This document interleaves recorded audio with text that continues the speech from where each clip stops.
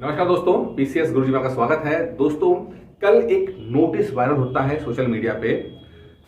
ये है नोटिस वो, और इस नोटिस में जो बात बोली गई है वो बहुत ही इंटरेस्टिंग है। नोटिस बोलता है कि UP PCS 2024 pre UP PCS 2024 pre का जो एग्जाम है वो 24 मार्च को है।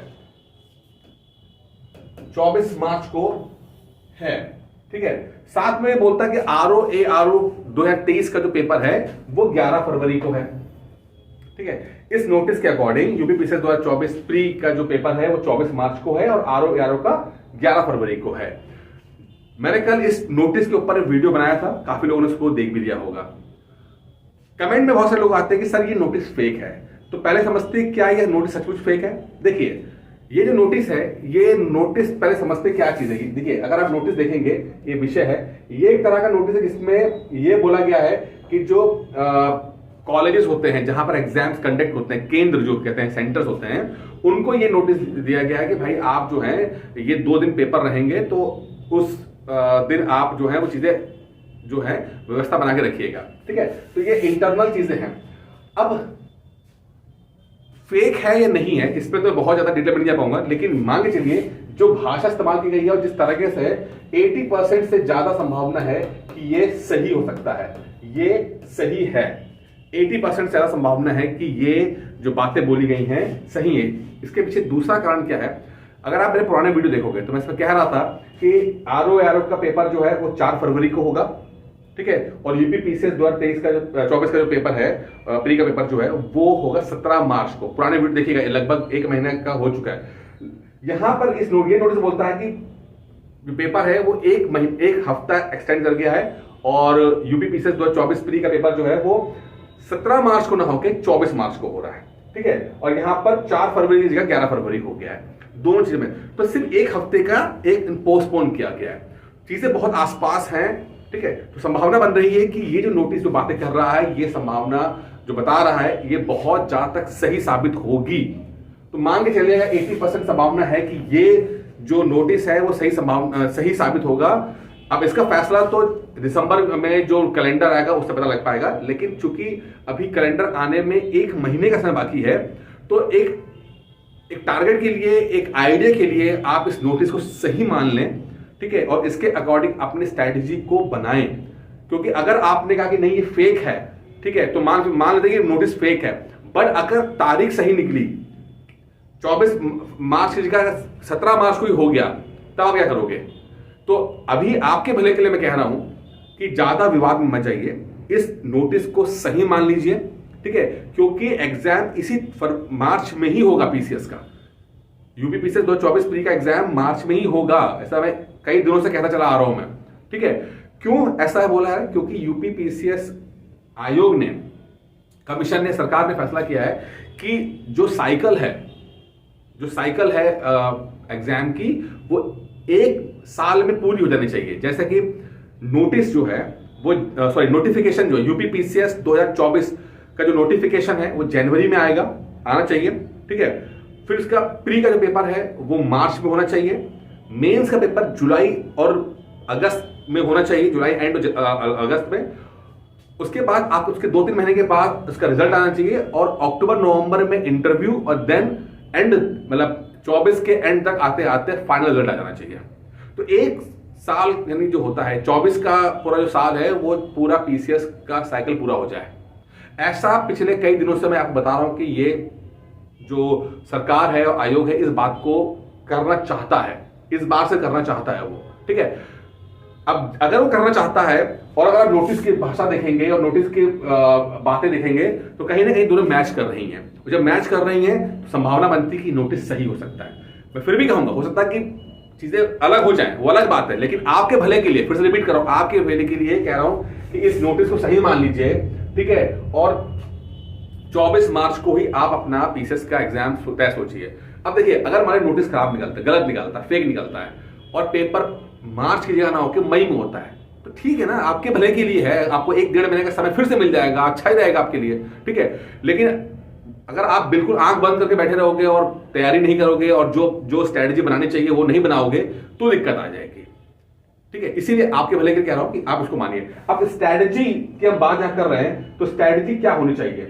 अब ये सबसे इंपॉर्टेंट है कि आप लोग जो यूपीपीसीएस 2024 प्री की तैयारी कर रहे हैं और जो अभी 4 महीने रह गए हैं, ठीक है, और अभी तक बहुत पुख्ता स्ट्रैटेजी के हाथ में नहीं है, समझ में नहीं आ रहा है कि एग्जाम 4 महीने में क्रैक होगा कि नहीं होगा, तो उनके लिए मैं कहूंगा कि पहली बार जब मैंने पीसीएस प्री क्रैक किया था, फर्स्ट अटेम्प्ट में किया था, पहले अटेम्प्ट में यूपीएससी का भी प्री मेंस इंटरव्यू दिया, पीसीएस का भी, यूपीएससी का भी प्री मेंस इंटरव्यू तक पहुंचा मैं, ठीक है। पहली बार जब मैंने पीसीएस का दिया था तो उसमें भी सिर्फ 4 से 5 महीने का समय था, उसी समय में प्री निकाल लिया था। तो मेरा मानना है कि 5-6 महीना टाइम जो है सफिशिएंट रहता है एक एग्जाम, प्री को एग्जाम क्रैक करने के लिए। मैं मेंस की बात नहीं कर रहा, प्री की बात कर रहा हूं। आप 5-6 महीने के अंदर आप आराम से एग्जाम क्रैक कर सकते हो, बेशर्ता आप सब सही चीज समझ पाओ, एग्जाम के कमजोर नस को समझ पाओ। और हर एग्जाम की कुछ कमजोर नस होते हैं, कुछ लूप होल्स होते हैं। अगर आपने उस लूप होल्स को समझ लिया, आप समझ पाए कि एग्जामिनर क्या चाहता है, उसकी रेंज क्या है, वो क्या वो दाव खेल सकता है, कहां सरप्राइज कर सकता है, ठीक है। अगर आप उसको समझ पाए, एनालाइज कर पाए, तो ये एग्जाम क्रैक करना बहुत आसान हो जाएगा। अन्यथा मेहनत सभी कर रहे हैं, आप भी 5 घंटे पढ़ रहे हो, 10 घंटे पढ़ रहे हो, दूसरा भी 5-10 घंटे पढ़ रहा है, तो मेहनत करना कोई वो क्राइटेरिया नहीं है, मेहनत तो सभी कर रहे हैं इसके अंदर, ठीक है। तो आज के वीडियो में हम देखेंगे किस तरह से ये स्ट्रैटेजी बनाए, अंतिम 4 महीने की स्ट्रैटेजी बनाए, ठीक है, चीजों को, जिससे कि चीजें आपके हिसाब से हो सके, ठीक है। अच्छा, अब यहां पर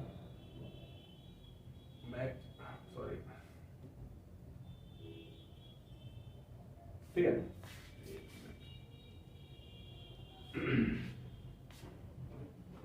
देखिए पहली बात समझिए कि यूपीपीसीएस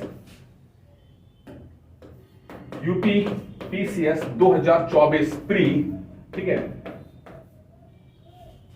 जो 24 मार्च को होगा, एक बड़ी चीज खबर और आने वाली है, वो ये कि 800 से ज्यादा सीट्स होंगे। अब ये बहुत इंपॉर्टेंट है, वैसे मैंने 1000 तक बोला हुआ है, ठीक है, 800 से 1000 तक की सीट्स हो सकती हैं, आप इस बात समझ के चलिएगा, ठीक है।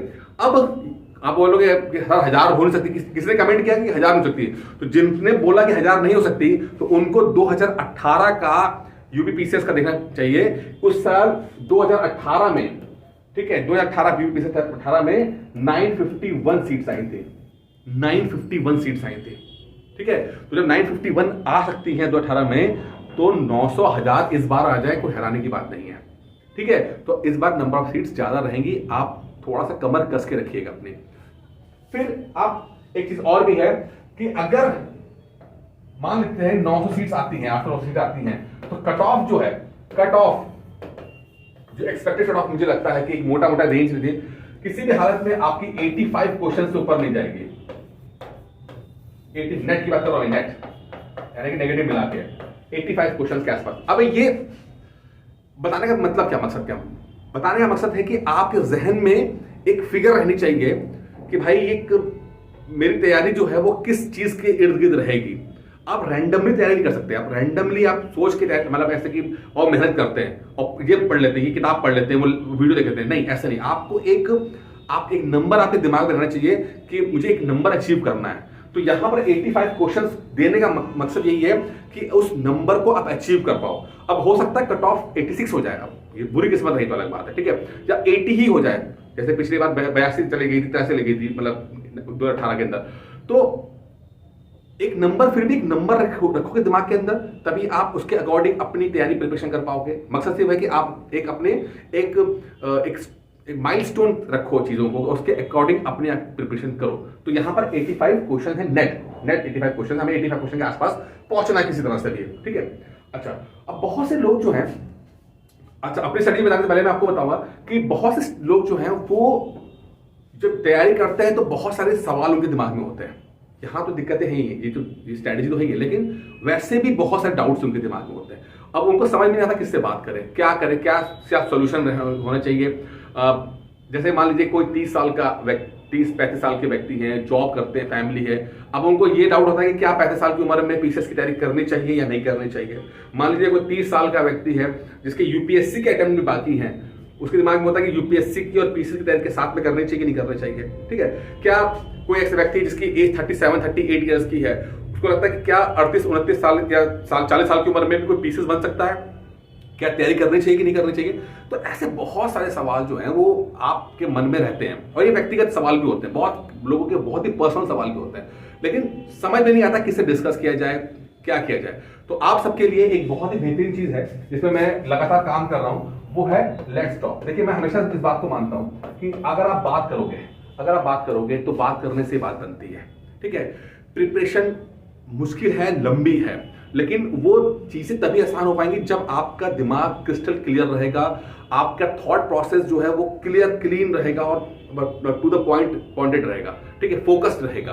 और वो तब होगा जब आपके मन में कोई दुविधा नहीं है, कोई डाउट नहीं है, और आप कहते हैं तन मन धन से तैयारी कर पा रहे हो, तब तो बहुत अच्छा रहेगा। अन्यथा क्या होगा कि कुछ दिन तैयारी करोगे, फिर आपके अंदर डाउट्स क्रिएट हो जाएंगे, फिर तैयारी करोगे, फिर डाउट्स क्रिएट हो जाएंगे, वो नहीं होना चाहिए। तो हमेशा मैं बात करता हूं कि बात करने से बात बनेगी। तो आप लोगों को बोल रहा हूं कि बात करने से बात बनेगी, तो इस नंबर पे आप कॉल कीजिए, ठीक है। आप कॉल कर सकते हैं, आप व्हाट्सएप कर सकते हैं 9919521555, ठीक है। वैसे डिस्क्रिप्शन में नंबर दे रखा है, आप इस पर मुझे कॉल कीजिएगा, व्हाट्सएप कीजिएगा, मेरी टीम बात करेगी, और आप जो भी आपकी बातें हैं मुझे बताइए, डिस्कस करते हैं, और मैं आपके अकॉर्डिंग, आपके हिसाब से आपको एक बेहतरीन जो स्ट्रेटजीज या अपडेशंस या उसमें जो भी कुछ इंप्रूवमेंट करना होगा मैं बता पाऊंगा आपको। और वो छोटी छोटी चीजें, वो छोटी छोटी एडजस्टमेंट, यकीन मानिएगा बहुत इंपैक्ट डालती हैं, बहुत इंपैक्ट। तो आप ये पर्सनल टेलर मेड कस्टमाइज जो है स्ट्रेटजी, वो आपसे डिस्कस करने के बाद ही बन पाएगी।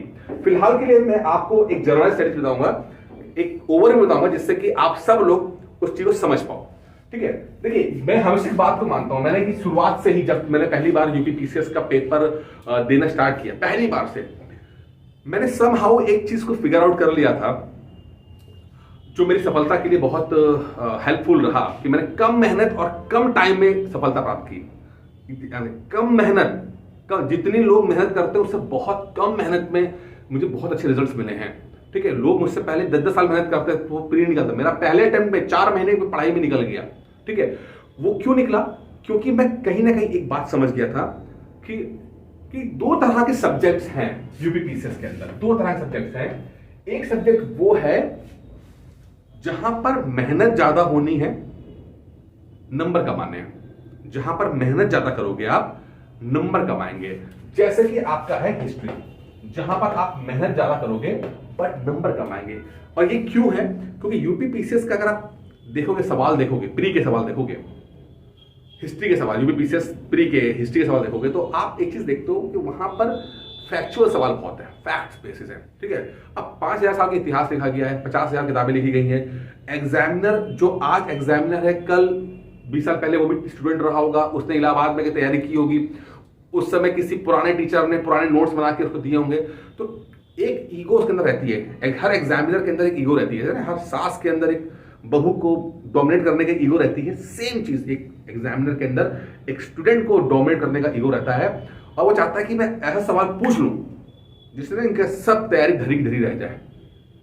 जैसे कि याद है, मुझे 2016 में एक सवाल पूछा उन्होंने, कि वो 15 में पूछा कि वो कौन सा क्रांतिकारी है जिसने दूध पीने की मांग की थी मरने से पहले। अब ये सब किताब, ये सब नहीं पढ़ते हम, स्पेक्ट्रम में नहीं पढ़ते हैं, हम किसी चीज में नहीं पढ़ते। ये क्वेश्चंस ऐसे हैं जो किसी रैंडम सोर्स में पढ़ा गया होगा, और रैंडम चीज है ये, ठीक है। तो मैंने एक चीज देखी कि हिस्ट्री के अंदर ही प्रोफेसर आपको, एग्जामिनर आपको फंसा सकता है, क्योंकि यहां पर उसको स्कोप है फंसाने का, उसके पास स्कोप है। अब गांधी जी को हजारों किताबें लिखी है, गांधी जी आपका सिलेबस है, ठीक है, तो कुछ भी पूछ सकता है गांधी जी के बारे में। वो नहीं पूछेगा स्पेक्ट्रम से, वो नहीं पूछेगा किरण पब्लिकेशन से, वो नहीं पूछेगा आपका परीक्षा वाणी से, ठीक है। वो बस रैंडम पूछ रहा है कहीं से निकल के, लेकिन है तो एग्जाम का टॉपिक ही वो, ठीक है। तो हिस्ट्री एक ऐसा टॉपिक है जहां पर रेंज बहुत ज्यादा है, फैक्चुअल सवाल पूछेगा आपसे वो, ठीक है, जिन्हें सही करना निहायत ही मुश्किल हो जाता है। आपने नहीं पढ़ा तो नहीं पढ़ा, फैक्ट्स पूछा नहीं आता तो नहीं आता, कुछ भी नहीं कर सकते उसके अंदर। आप कोई भी बोल सकता है कि मैंने बहुत किताबें पढ़ी हिस्ट्री की, नहीं आता तो नहीं आता, ठीक है। तो ये चीज, अब यहां पर क्या होता है, यहां पर हिस्ट्री के साथ कहानी क्या है, हिस्ट्री के 6-12 होता है, 6 आपके एंशिएंट, 6 मेडिवल और 6 आपके मॉडर्न हिस्ट्री, ठीक है। मुझे जब मैं तैयारी की तो मुझे लगा कि इस ट्रैप में फंसने से अच्छा है कि इस ट्रैप को तोड़कर दूसरी का फोकस किया जाए, ठीक है, क्योंकि हिस्ट्री खत्म करने में लग जाएंगे आपको 6-8 महीना, और उसके बाद भी 24 सवाल आपको मिलेंगे, और 24 में भी आप कितने सही कर पाओगे।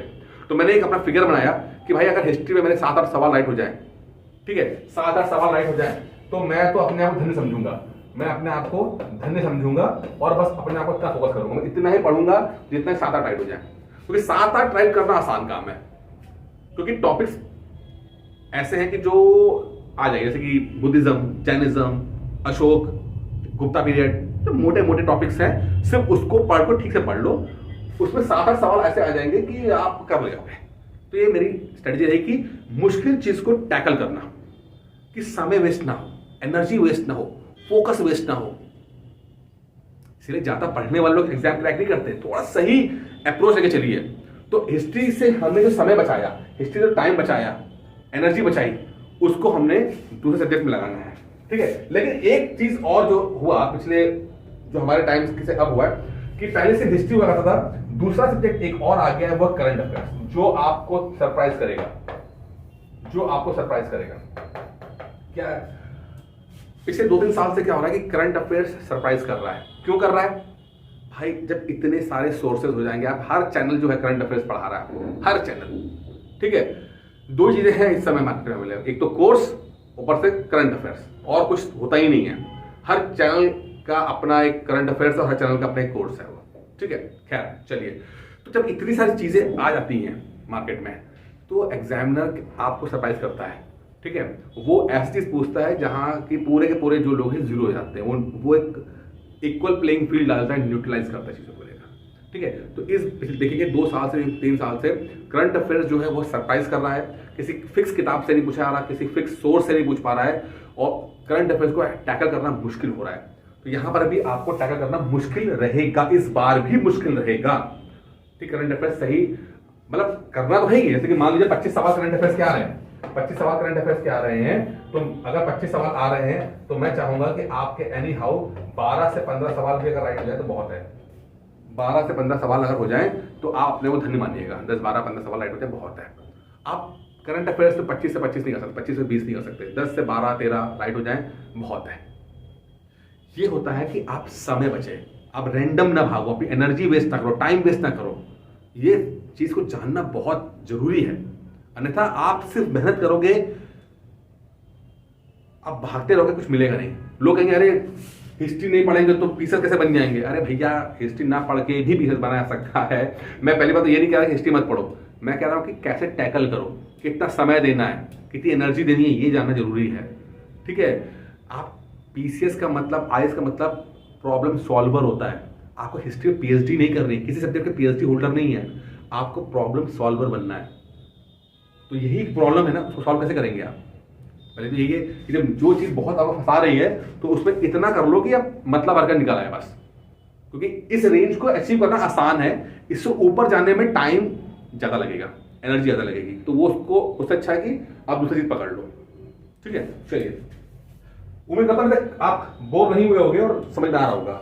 अगर बोर नहीं हुए तो वीडियो को लाइक कर दीजिए और चैनल सब्सक्राइब कर दीजिए, बस इतना रिक्वेस्ट कर रहा हूँ आपसे, ठीक है। क्योंकि यहाँ तक तो 90% लोग तो यहीं तक छोड़ चुके होंगे, और 90% लोग वहां पर भी छूट जाते हैं पीसीएस के अंदर, पूरी बात करते नहीं है, ठीक है।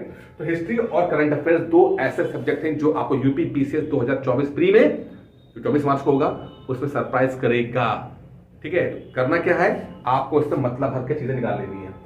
जिन सब्जेक्ट पर फोकस करना है उसमें है पहला पॉलिटी, साइंस, एनवायरमेंट और ज्योग्राफी, दोनों ये जो ट्रेडिशनल सब्जेक्ट्स हैं, ये जो ट्रेडिशनल सब्जेक्ट हैं जो कि लगभग 85 to 90 सवाल कैरी करते हैं, 90 सवाल, यानी 80 से 90 सवाल के बीच में है मोरलेस, ठीक है, आते।